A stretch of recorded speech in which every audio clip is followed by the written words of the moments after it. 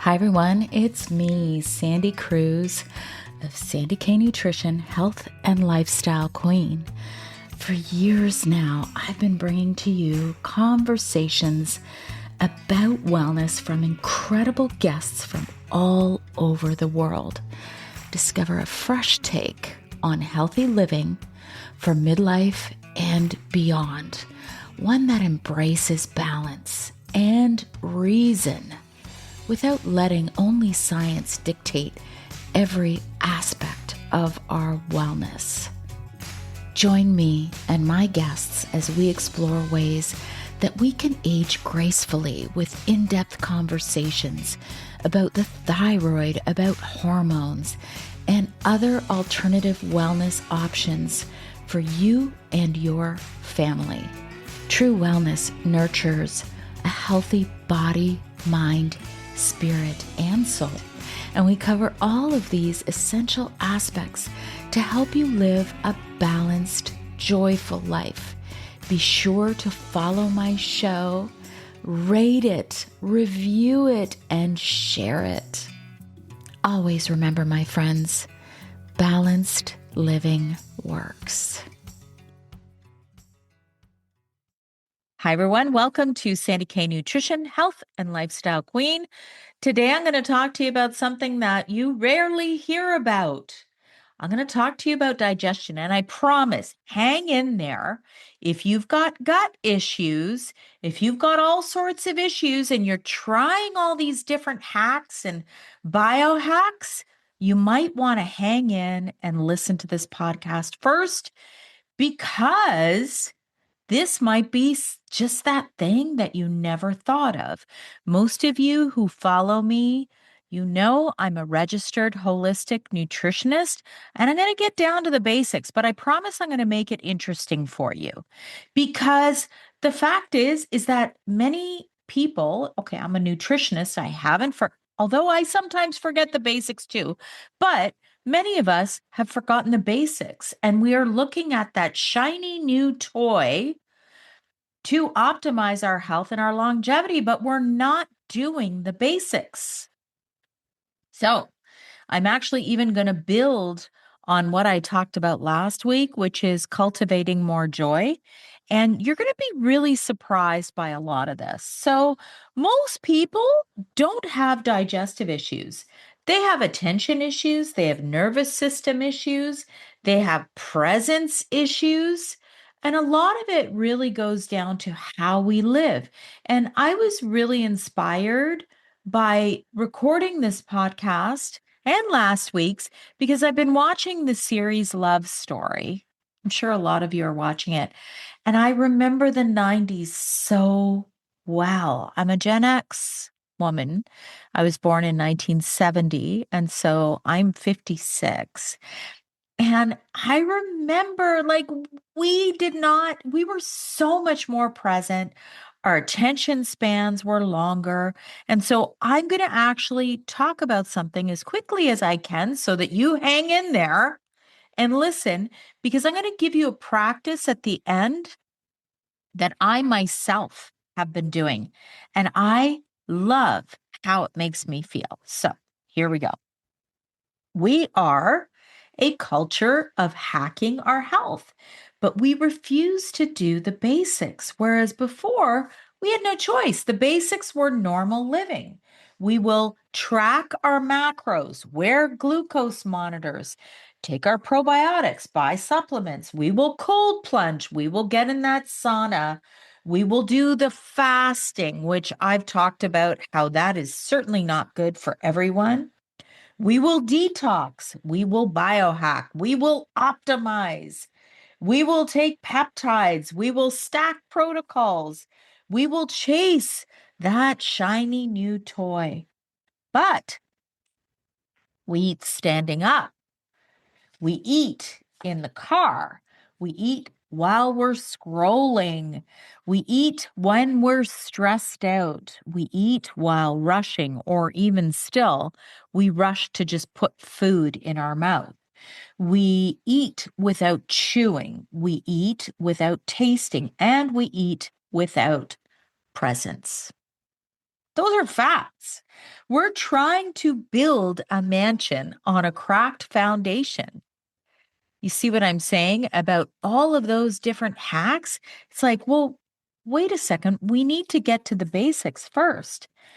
So I will say we're trying to out supplement and out biohack and out optimize our way out of basic, just regulation, which will help us in a number of different ways. And I'm going to point that out and I'm going to talk about that. So the basics are really the prerequisite. Remember back in university, you had to have your prerequisites before you could take certain courses? That's exactly what I'm going to talk about today. Okay. And I'm going to give you some fun practices to get back to those 90s, right? So I'm going to talk about why this matters first, because the numbers are really staggering. I'm going to look at my research. You know, I always like to give a little bit of science and a little bit of soul. That's who I am.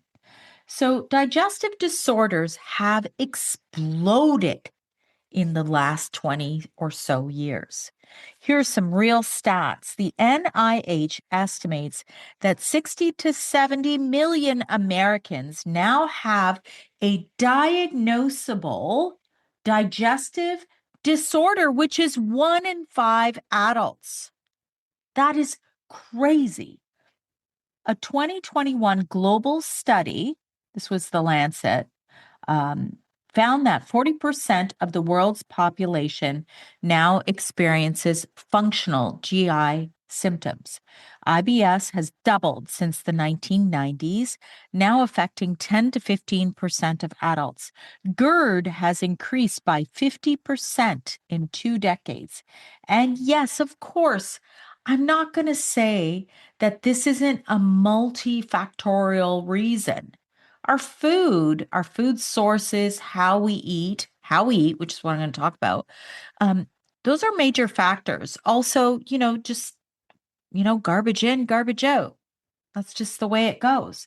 So, of course, many people eat ultra processed foods. I think we did that back in the 90s too, maybe not as much, but we did. It's just that, there's maybe more additives, more pesticides, GMOs. GMOs were not a thing in the 90s, and low fiber diets. But here's the part that almost nobody ever talks about. How we eat has changed. I'm going to argue maybe even more dramatically than the food sources because like I said, like back in the 70s and 80s we did have processed foods. Maybe the additives weren't as many, but GMOs and maybe pesticides. However, how we eat has changed massively. And the research shows that it matters just as much as the food that we eat. Before the 2000s, people sat at tables. Meals were social. Phones didn't exist, and eating was a single task activity. Now, 50 to 70% of meals are eaten with a screen. Many meals are eaten in cars, at desks, or standing. Chewing has decreased by 30 to 40%, and chewing is it's how digestion begins, which I'll get into. The fact of that's that phase, it's called the cephalic phase, and it's bypassed entirely. So that's the phase where you just like look at your food and the salivary glands start to work and your digestive juices start to work. You haven't even eaten yet. People don't realize that digestion starts here. And then stress levels are higher than ever. And we didn't just change our food, but we've changed our entire relationship with eating. And our digestive systems are collapsing under the weight of that shift. So you can eat the cleanest food in the world. But if you eat it in a dysregulated, distracted state, your body cannot digest it properly. Now let's get into the physiology. And I had I think it was lunch with my parents last week, and I sat in their kitchen, and there were no TVs, no phones. We sat, we talked, and I'm like, all right, this is it. Like they still do this. My parents are going to be 89 and 80 this year. So, in nutrition school, we learned something foundational. This is that phase I was talking about. Digestion starts in your brain, not in your stomach. So, that's a really important thing where you just need to grasp that. It starts with the brain because you're seeing your food, or you're even before that preparing your food, which I am going to get into that as well. So this is called the cephalic phase or cephalic phase of digestion, and it's one of the most researched digestive phenomena. This is real research, you guys. So this is in the Journal of Nutrition, Psychological Reviews, and the Vagal Control of Gastric Function, Pavlov's Nobel Prize, that's winning research. So, up to 20 to 30% of digestive secretions are triggered before that first bite. This includes your hydrochloric acid, the acid in your stomach, pepsinogen, pancreatic enzymes, and bile acids. So, these are all important to break down your food. All of that begins before you even take your first bite. So, when you pause before a meal, prayer, gratitude, intention, take a deep breath, you're not even being spiritual. You're actually being biological. And that used to be the norm before. So you're turning on your stomach acid, digestive enzymes, bile flow, gut motility, nutrient absorption pathways just by that pause. This is why people who rush into meals or eat while they're stressed experience bloating, reflux, heaviness, constipation, diarrhea, cravings, fatigue after eating, gas. Their body bypassed that entire cephalic phase. Let's get into what scrolling does while you're eating, because this is a big thing. So, your iPhone is not neutral, and your laptop is not neutral. Every single notification, every headline, every comparison, every email is a micro stress. Okay. We have numerous micro stresses, but I'm going to give you a really good example after. So, distracted eating reduces chewing and it increases the intake of the food. This is from Appetite. There's some real research here. British Journal of Nutrition. Screens reduce satiety. You know, if you feel like you have that bottomless pit, that was me. I'm like, oh my God, I'm bypassing something I learned in college. And then I'm like, something just clued in with me saying, oh my gosh, this is it, Sandy. You got to talk about this. So the Journal of Physiology and Pharmacology says that that stress reduces your stomach acid. And then also gastroenterology clinics, cortisol disrupts your digestion. So remember I was saying like all those little micro stresses, you're not focusing on the food. Your body is dealing with the stress constantly that you're getting in with your devices. Cortisol, so cortisol, that's the stress hormone, it spikes your glucose as well. And then stress reduces that insulin sensitivity, which is often reduced as we age anyway. And everyone's like, "Oh my God, my glucose is in, whatever trouble," but they're scrolling. Listen, I'm learning, I'm not learning, I'm relearning as well with you. So if you're scrolling while eating, your body is not digesting. It is surviving. Your glucose monitor isn't just measuring your food, it's measuring your nervous system. And you could eat the exact same meal in two different states and get two completely different glucose curves. And it's not about the carbs, it's about the chaos. And you don't often hear these glucose experts talk about this. I'm sure they do. I'm sure they know about it. But, the fact of the matter is that this is real research. And, I'm going to give you a little example here. So, if you're in the wild, I'm going to talk about animals. We are humans, I know, but I'm going to talk about animals.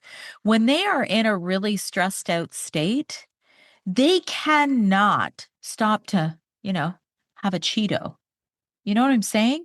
When they're stressed out, they deal with the stress and the stress only. They're not thinking about eating.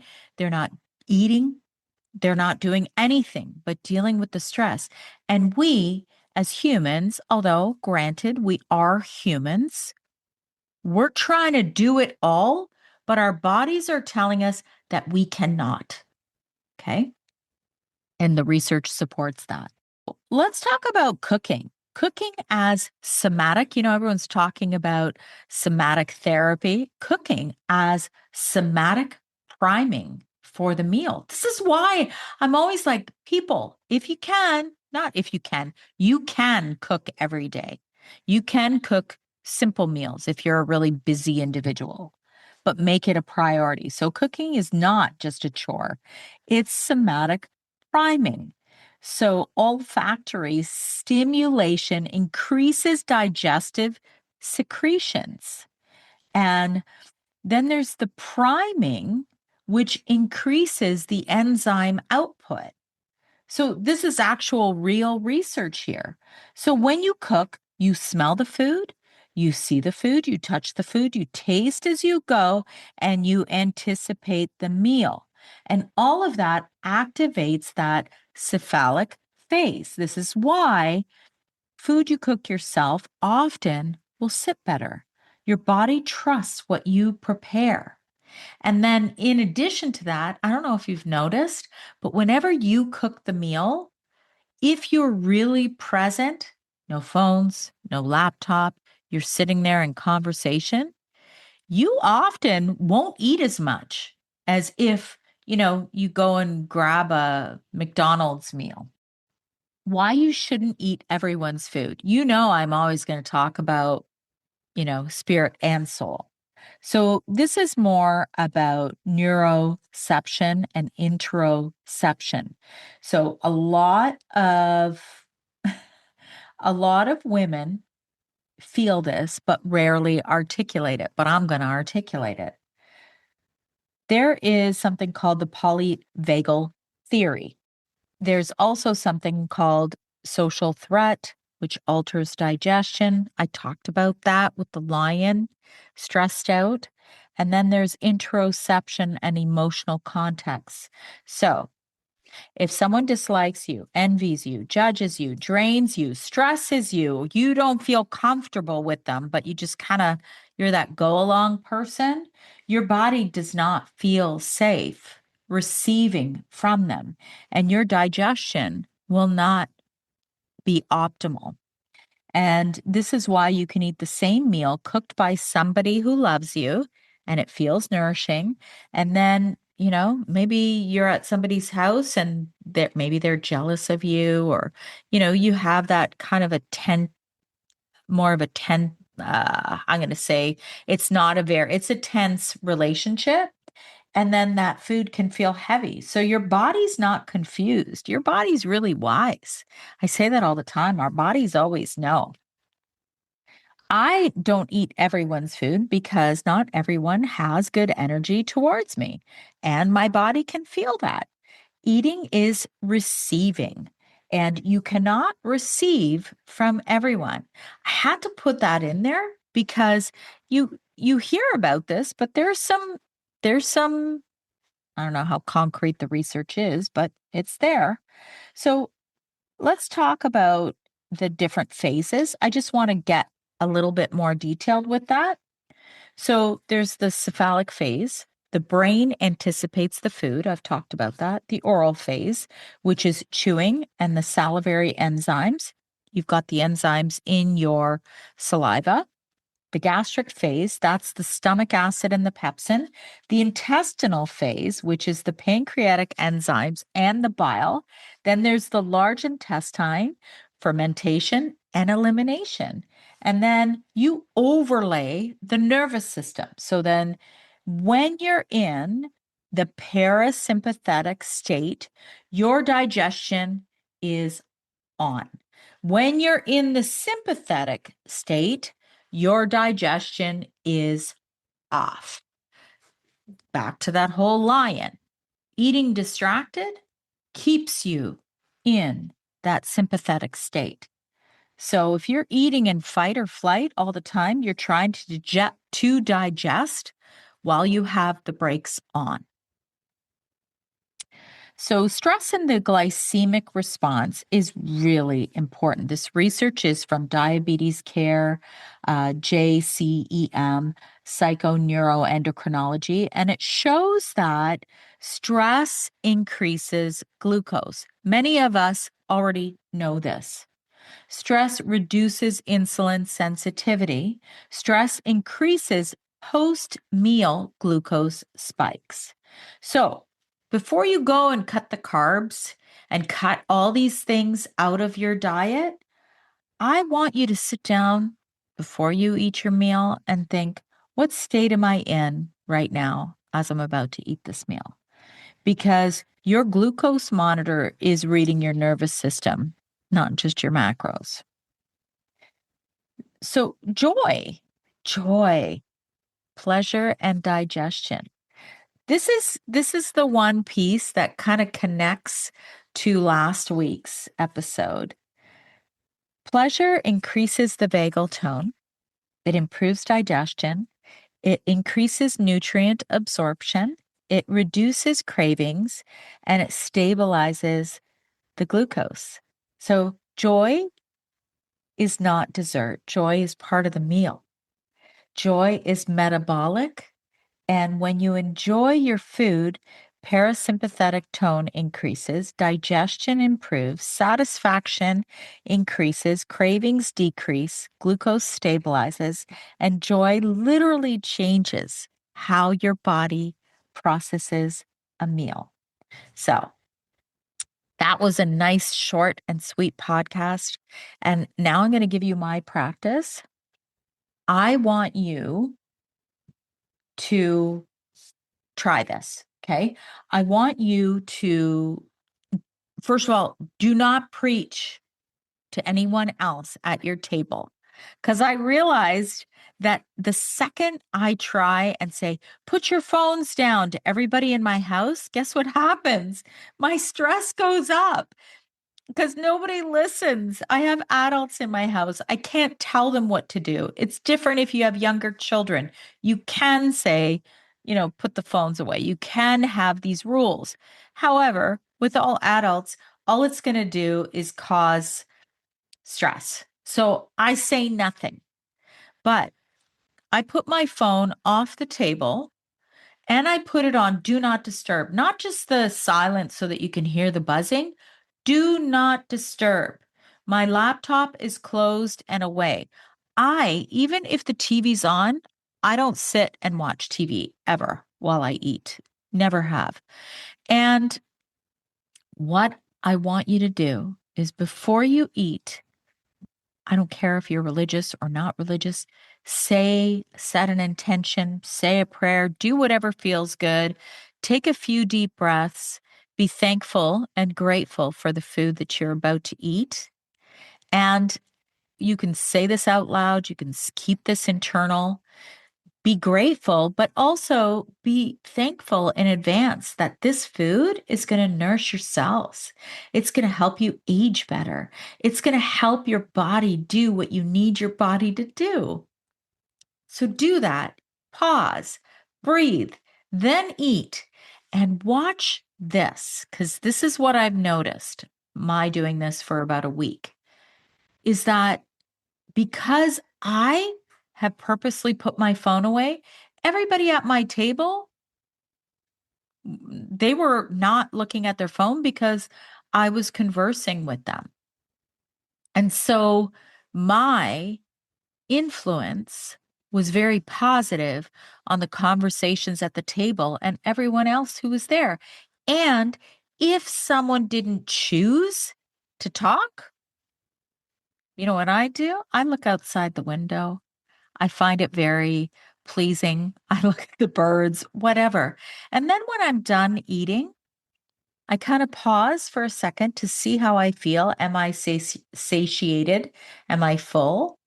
And kind of quietly say thank you for that meal. And that's that. I would love for you to try this, and I would love to hear how this works for you. And by the way, you can reach me anytime, Sandy at sandyknutrition.ca. I've been here for a long time, over 6 years and over 1.4 million downloads. You can follow me anywhere on any podcast platform, on my social media, Sandy K Nutrition everywhere. And also, if you could share this with a friend, that would be very useful, and rate and review. And I thank you, thank you, thank you so much for being here. Have a great week. I hope you enjoyed this episode. Be sure to share it with someone you know might benefit. And always remember, when you rate, review, subscribe, you help to support my content and help me to keep going and bringing these conversations to you each and every week. Join me next week for a new topic, new guest, new exciting conversations to help you live your best life.